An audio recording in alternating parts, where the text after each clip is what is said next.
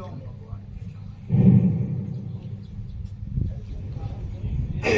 सतगुरुदेव भगवान की जय।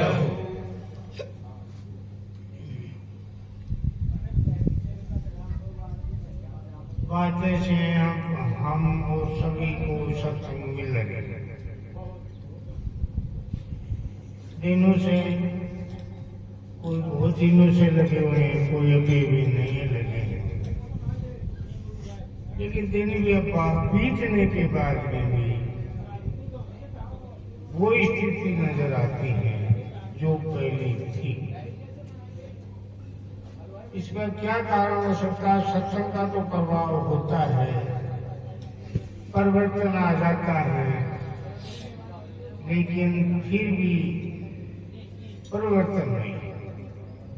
इसका कारण ये है, इस कारण से वो सत्संग को वो आदर नहीं का एक कारण ये है कि जिसका मन एक है और वो दो रास्ता पर चलना चाहता है। इस पर चले, इस पर दोनों पैरों को दोनों मार्ग पर चल दिया।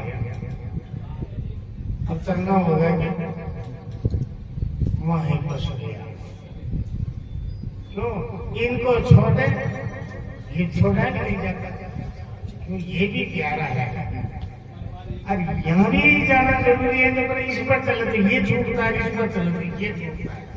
क्या करें? बोले यहीं रुक जाओ। ऐसे मानस वहां कमा कर नीति संत की वाणी न्याय स्वयं विचार करके देखो, अपना निश्चित एक करके और जो उत्तम और सहज जो कल्याणकारी मार्ग हो वो महापुरुष बता रहे, उस पर जो चल पड़ा है उनको परमानंद की प्राप्ति हुई। नहीं तो बाकी वहां का मन है जहां था। अब ये निर्णय कर ले, ये समस्या होती है। बहुत चतुराई करता है भजन बोलने वाले, बात तो करते हैं ज्ञान, ब्रह्म ज्ञान की और स्थिति है बहुत हल्का। चतुराई करके उनको भी लगता है और उनको भी दर्शा कैसे काम करें। ये तो विषय को समझने का बिल्कुल खाली होने का विषय, एकाग्र मन को करके और जो हमारे को आत्म ज्ञान महापुरुषों का सनातन जो ज्ञान है, आत्मा का जो ज्ञान है, उस ज्ञान का नीचे करना ही सारी चिंताओं से मुक्त हो सकता है। और बाकी जीवन बीत जाएगा लेकिन मुक्ति नहीं। लेकिन ये तय करना पड़ेगा कब करोगे। कोई ऐसा कोई बाढ़ तकबार ऐसा कोई तारीफ करेगा, ऐसी सत्संग में शब्द लग जाए उसके काम कर। तो बार बार जाने का मतलब यही होता है सत्संग का, कभी कभी कभी कभी तो समझ में बन जाए, समझ में आई बात में समझ ली तो काम बन गया। शांत दौड़ का काम नहीं। अब इतना विकार होता है, मन का स्वभाव ऐसा, इस सृष्टि का विधान ही ऐसा, गुणों की है ये सृष्टि। 5 भूत और 3 गुणों की ये सृष्टि है। गुणों की ओर स्वभाव रूप से बढ़ता है। और ये जो आत्मा ज्ञान, अपना ज्ञान, ये गुण प्रक्रिया का विषय है। इन बात सामग्री है नहीं कि भाई को झुका अटने आ जाए, तो वीरता की बात है। और महापुरुष का जो शब्द होता है उनमें तपोबल होता है कि तप का प्रभाव से इनमें अपने मन के अंदर है तो न्याय क्यों? अपना सब देश की जब बात करता है वो अधिष्ठान देव भीतर बैठा हुआ है, तब ये मन भी उनको तो स्वीकार करता है, बोले बात तो न्याय है, लेकिन मन कहता है मैं मानू मैं मानू, लेकिन महापुरुष कहे कहाँ भी चल जाओ आप, जो वेद श्रुति संत वाणी न्याय दर्शाती है, जगत मिथ्या ब्रह्म सत्य, आत्मा सत्य है, शरीर नाशवान है, फिर क्यों नाशवान है तो फिर इतना क्यों चपक रहे? लेकिन फिर भी मानता वो ही है, हाँ नाशवान तो है, लेकिन मैं नाशवान थोड़े, अरे और मैं ये भी न्याय तो मानता है कि नहीं एक दिन जाना तो है, ये निश्चित है, लेकिन रहूं जब तक खुद के लिए नहीं, मैं और मेरा के लिए व्यवस्था ऐसी कर दूं ताकि फिर आगे जाकर के कोई समस्या खड़ी न, बस ये पक्का ज्ञान है। अपने कल्याण के लिए, अपनी ब्रह्म शांति के लिए हमारा पुरुषार्थ बनता है।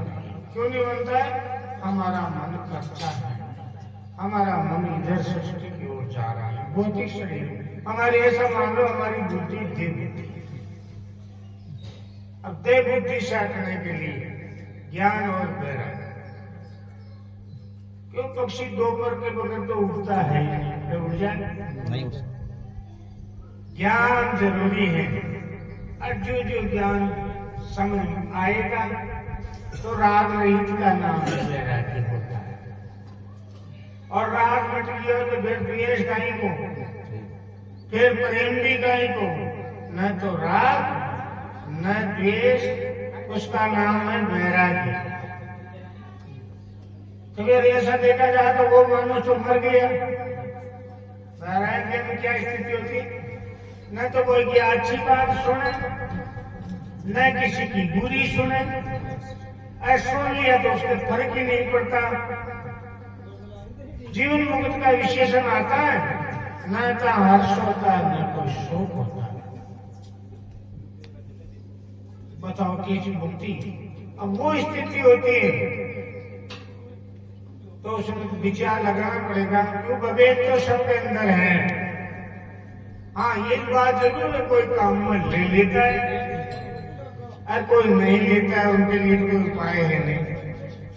किसी को घोल करके पिलाया तो जाता नहीं है, भाई और लसूंगी की जाती कि भैया फिर जाली जोती, ऐसा तो है नहीं, है ना? काम में लेने पर है, काम भी वो बाहर नहीं है ना, अब एक भीतर है, वो क्यों दब रहे हैं, विवेक क्यों नहीं जगता? हमने कभी विचार किया ही नहीं, हमने कभी खोजा ही नहीं। अरे धन तो मकान में बहुत था, लेकिन पता नहीं था, तो मजदूरी ढो रहे थे, पत्थर ढो रहे थे, लेकिन किसी ने पूछ लिया तुम किसके हो? बोले फलाना जी के बेटा। बोले क्या करते हो? बोले चूना भाटा करते, सब मजदूरी करते। अब पेट को कहाँ रखे? अरे तेरे पिताजी के पास तो बहुत धन था। बोले महाराज मांगे छोटा छोटा नहीं, छोड़ चल गया भगवान के। अरे मान तो कहीं मिलियन हुआ, एक तो माटी की फैलेगी, हीरो के बोबागी, कोई थाली बाटी, मान तो कोई धन कोई। अभी पेट के खातिर मजदूरी, तो वो कहता है तुमको पता नहीं है, उस समय में तुम अबोध थे। क्या थे? वही कारण है अपना बुद्धि को धन बटे हो, पहले भी बटे हो, बाहर भी बटे है, लेकिन पिता भी जब गए थे तब अबोध थे। जिसको बोध हो जाता है जीव तो कोई छंद थोड़ा रहे, सामान रहे देना 15, लेकिन अबोध था। तब वो भेदी मिला तो उसने कहा मैं श्याम का आता हूं, मुझको मालूम है बहुत धनार्थ, वैसे माल है तुम्हारा। उसे बता दिया मालूम ऐसे माँ कुछ जो गुरुदेव होता है वो भेदी होता है। कहाँ का भेदी? वो आत्म धन का। और वो आत्म धन किसके पास है? सबके अंदर है वो आत्मा। उसका पता महापुरुषों को होता है और इसी बात का वो बेटी होता है। और फिर हम होते हैं कुछ भी नहीं है, कुछ भी नहीं है। हम तो अरे महाराज हम तो कुछ भी नहीं जानते। अरे थोड़ा बहुत तो समझता होगा। नहीं नहीं नहीं, हमारा बस की बात भी ये भगवान का भजन करना, प्रभु की भक्ति करना हमारा बस की बात नहीं। तो ये तो कोई साधु महात्मा हो, कोई विरगत हो, कोई मान हो, कोई प्रभु की भक्ति कर सकता है महाराज, हमारे से भक्ति नहीं। तो महापुरुष कहते देखो कितने कायर, कितने कमजोर, कितने आलस। पट्टा फंस गया आंखों के ऊपर, पट्टा दपुट्टा आ जाता है तो आगे कुछ भी दिखाई नहीं देते हैं। ऐसे हमारे अंतःकरण रूपी विचारों के अंदर आवरण का दपटा डाला हुआ है, जिसको कहते हैं माया का पर्दा। इसको दूर करने के लिए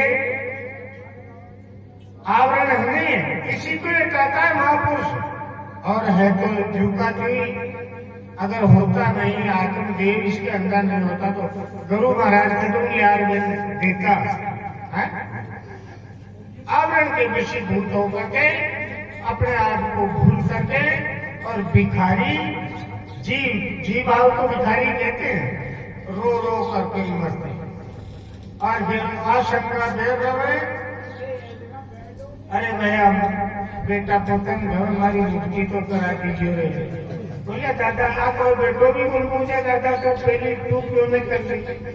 अरे बोले भैया ये प्रपंच में मैंने टेहनी को नहीं मिली, थाके खाने में तो रात दिन एक ही करने ली, इसलिए मैं मुक्ति, तुम्हारी मुक्ति तो हुई को ना। ये बेटो कहो तो चिंता मत कर, मैं करा दूंगा। जिस संत कहता है वो धोखा की मुक्ति है, वो मुक्ति तो है मानते तो ये संसार में मान्यता है और मानते इसलिए मुक्ति कराते हैं। लेकिन संत इसी बात को जानता है कि मरने के बाद मुक्ति होती नहीं। तो मुक्ति कब होती है? मुक्ति नाम सुख का है, सुखी कभी होगा? विघ्नों से मुक्त कब होगे? चिंताओं से मुक्त कब होगे? बोले वो गुरु की जीवन मुक्ति देवे गुरु दाता, चित्त चरणाम ल्यावे भगति हरिजन के मन। तो भगवान से तो प्रीति हो, भगवान का तो बन जाए। भगवान और गुरु दो नहीं होता है। गुरुदेव वो ये कि गुरु में कहीं है कि भगवान तो भगवान होता है, गुरु तो आया तो किया, वे कहीं का होता है ऐसा। तो संत कहता है बोले अरे तो गुरु को भगवान मान। देखो मानता है तो पत्थर को भी मान लेता है ये भगवान। तो मानेगा इधर कोई गांव में संत आ गया एक मंत्र के मान, तो लोगों में गांव में डंडोरा पटा, बोले बहुत बढ़िया संत है और संत के दर्शन मात्र से पाप निवारण होता है, तो अपने मंदिर पर ठहरे हुए हैं तो संत का दर्शन तो करना चाहिए। इतनी भीड़ हो दौड़ रहे थे, लुगाई मोटा सब दर्शन। एक गाय चराने वाला था, गोपालक लोगों के गाँव में कहीं रोडों में तो भागा दौड़ किया, मछलियों भाग लिया। हाई बात है।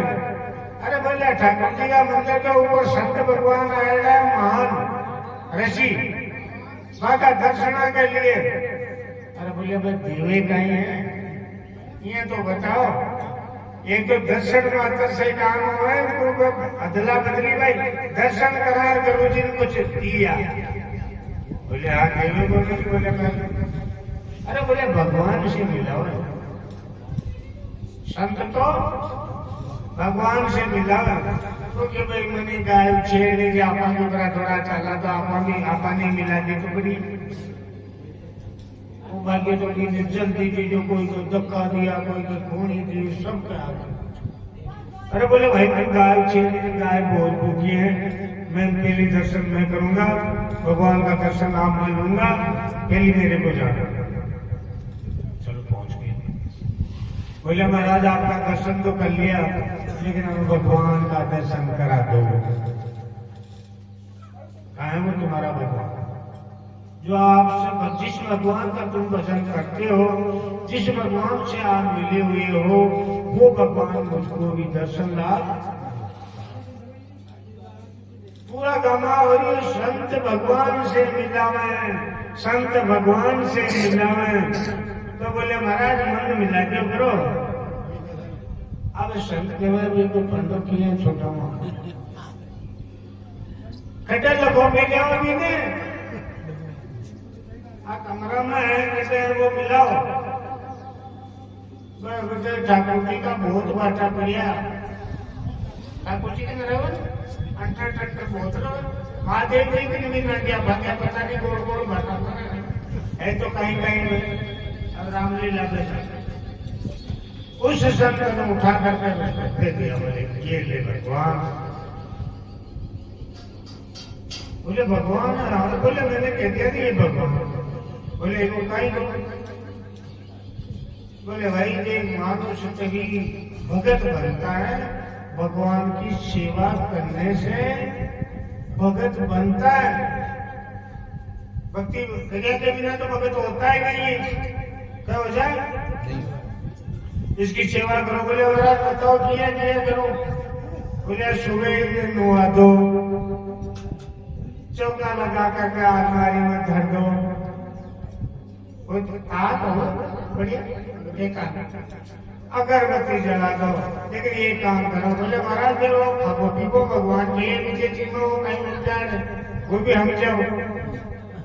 बोले सुहारे तुम भोजन करेंगे तो पहले भगवान ने जमा दे धूप के अंदर से कटोरी और फिर तुझे जैसा तुम खाए ऐसा है भगवान को खिला। बस वही है। और जब को जल चढ़ा दे अट्टू भोजन करे तो भोजन को ना हो तो इन्हीं नो आ जाए। 18 मकान में अगरबत्ती जो हो तो भगवान के भी अगरबत्ती वो यही में थाला काम और भगवान का काम में कोई अंतर नहीं। तारा मकान में झाड़ू बुआरी करे, चौको करे, अगर चौको हो पापा चौको लगावे तो भगवान का भी चौको लगा दीजिए। और मकान कच्चो है बिया नहीं करना, जो तेरा नेम है वही नेम भगवान का, दूसरा थोड़ा उसी ने कर लिया। बोले मौज करते बोले भगवान आपका भगवान है, वो दियो तो भरतो हो, बिन कह दियो वो भगवान है।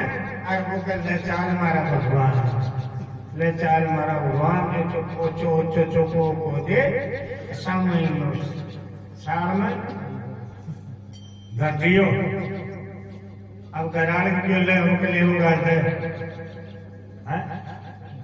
वो सम्मान के लिए वो भी गोल क्या बटा में नुआर भी नहीं ले भाई महाराज भगवान तू भी ना लियो मगे ना लियो। अब भी घराल के लिए भोजन डाल तो फिर तो भगवान में जमो जब घराल के लिए वो काम और बढ़ा लिया कालो इनको लंबो छोड़ो। अब भगवान को काम बढ़ता नहीं है क्या? आप खुद ना हो तो भगवान न हो, खुद खाओ तो भगवान खाओ, सारा काम है भगवान को। कटोरी के मैंने घी को दानो को कण धर दियो। भगवान अब थी जी को कटोरी में और मैं भी थाली भर। भगवान को थोड़े चिंता ना, तो भगवान को पेट छोटो हो लो। अब संसार का भगवान तो बहुत बड़ो सा, भगवान जैसा तो कोई है ही नहीं इतना बड़ा। और भोजन करावा थे, अरे भगवान तो वासना का भूखा है तो पूरी खावा की 2 ढाई रोटी।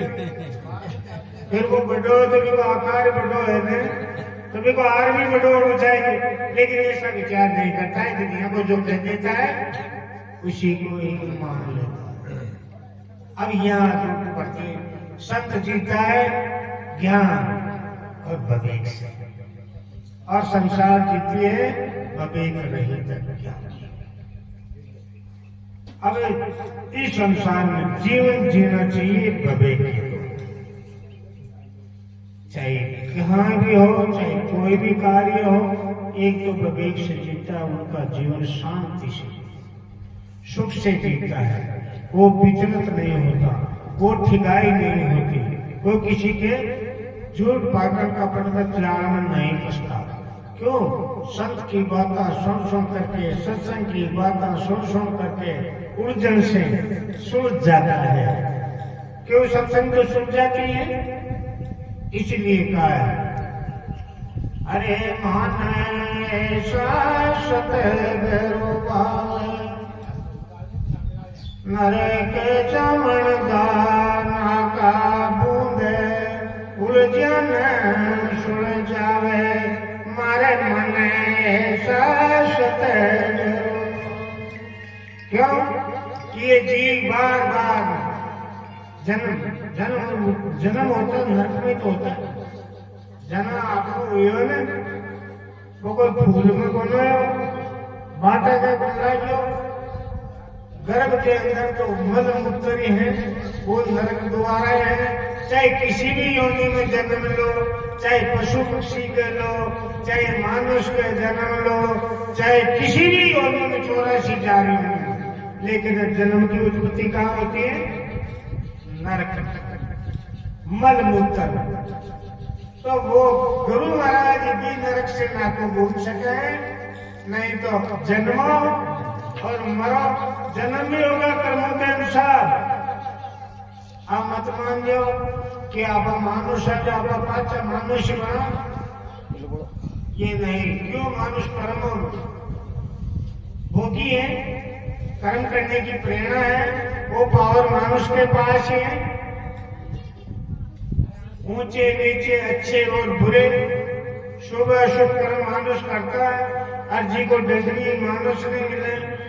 गाय ने नार खा जाओ तो नार की कोई जेल कोर्ट कचहरी नहीं होती। कुत्तो बिल्ली मानुष ने खाता तो कुत्ता के लिए तो जेल का शिकारी होती है। कोई भी जानवर पत्थर कर दे, विनाश कर दे, उनके लिए गलती नहीं होती। लेकिन मानुष ऐसे शब्द भी बोल देता है, वह अपमान्य होता है। इसीलिए पकड़ाओ, चाय पीता जाओ, छाग ले लो ना, मगर भजन बोलो, ठीक पी लो। तो विचार लगाओ, ये कर्म बोलनी है, इसलिए कर्म भी करो तो उत्तम कर्म करो। ऐसा करके जाओ जो उसकी सुगंध रहे, उनकी छाया पर सुन करके और का भी उस मार्ग पर चले। जो प्रेरणा देनी चाहिए वो विचार ऐसी सत्संग का लाभ आपको भी मिलता है और उनको भी मिलता है। आपको जो सत्संग समझ में आ जाती है उनका प्रभाव बन गया है ना। और वो दूसरों के लिए सत्संग समझ में आ जाते हैं, जो जीवन कैसा होता है वो जीवन परे मांग न होनी चाहिए। मुक्ति का विषय की बात आती है, मुक्ति में मांग नहीं होती है कि मेरे को ये चाहिए, कुछ भी नहीं चाहिए। केवल परमात्मा का भजन, परमात्मा भजन नाम है समझने का। और वो समझ कहाँ से आएगी? वो महापुरुषों से। जब आप सत्संग में बैठे ना, यहाँ समझ बनेगी और नहीं बनेगी। ये विद्यालय है। और बार बार वो जीवन को गिर क्या कहा है, महापुरुषों ने ऐसा कहा है, सार बताए। अरे दिलाना गुरु जी सदा मुझे सत्संग, बार बार यही बर मांगू, बार बार यही बर मांगू, करे पकड़ो श्री रंग दिलाना गुरु जी सदा मुझे सत्संग मांगिए। अगर सत्संग में सार नहीं मिलता, अगर सत्संग के मन में शांति मुक्ति नहीं मिलती, तो ये कहता मन तो सत्संग मन दीजिए कहीं बोलते जोर पड़ रहे हो हाँ? और कब तक मांग रहे ये प्रभु जब तक ये जीवन रहे तब तक सत्संग मिलती रहे तब तक ठंडी हुआ जैसे चंद्रीर बात आज कितनी अच्छी हुआ ठंडी ठंडी पितर जैसे ये सत्संग से ऐसी बात होती है और सत्संग में नहीं बैठते तो कैसा मौसम होता है 45-46 डिग्री में 50 पार हो जाता है मुश्किल हो जाता है गर्मी में ऐसे ज्ञानी का जीवन दुख का जीवन है और सत्संग समझ में आएगी उनका जीवन सुख का है तो सुख को कौन नहीं चाहता सब चाहता सुखी मांगे और सुखी होना चाहता हो सत्संग में जो बातें सुन रहे हो वो अपना जीवन में आ जाए फिर अपना जीवन की यात्रा का आनंद लें यही सत्संग का सार है बोले सतगुरुदेव भगवान की नाना प्रकार से